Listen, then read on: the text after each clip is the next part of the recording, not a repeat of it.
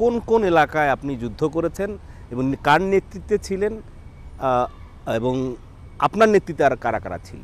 সর্বপ্রথম যুদ্ধ শুরু হলো কালুঘাটেই 11ই এপ্রিল সন্ধ্যার মধ্যে আমরা ওখান থেকে উইথড্র করলাম।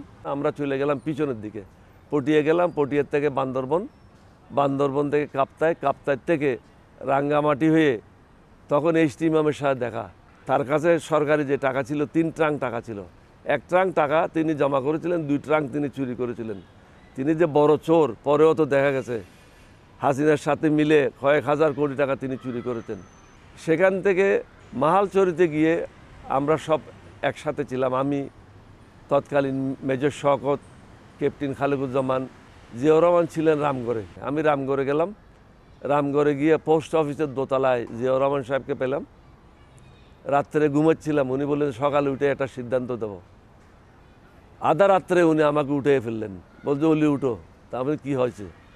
বলতো তুমি এখন মিরেশ্বরী যাও। আমি চলে আসলাম, আসে দেখি 4 বেঙ্গলের কোম্পানি তারা প্রায় 25 মাইল পিছনে চলে আসছে এবং সামনে একটা ব্রিজ নষ্ট করে দিয়েছে। আমার পক্ষে গাড়ি নিয়ে আগে যাওয়া সম্ভব ছিল না। তাহলে মিরেশ্বরে থানার আগে দক্ষিণ দিকে 2টা পজিশন, উত্তর দিকে একটা পজিশন, 3টা পজিশন নিয়ে আমি তাদের সাথে যুদ্ধ শুরুর জন্য পরিকল্পনা করি। ওখানে পাকিস্তানিদের সাথে আমাদের ভয়ানক যুদ্ধ হয়।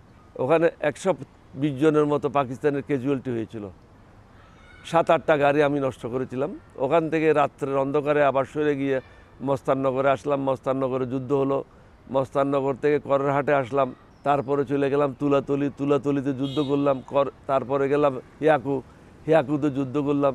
তারপরে ফাইনালি রামগড়ে সবাই মিলে, ওখানে তৎকালীন মেজর জিও ছিল, মীর শওকত আলীও ছিল, খালেকুজ্জামানও ছিল, সবাই ছিল।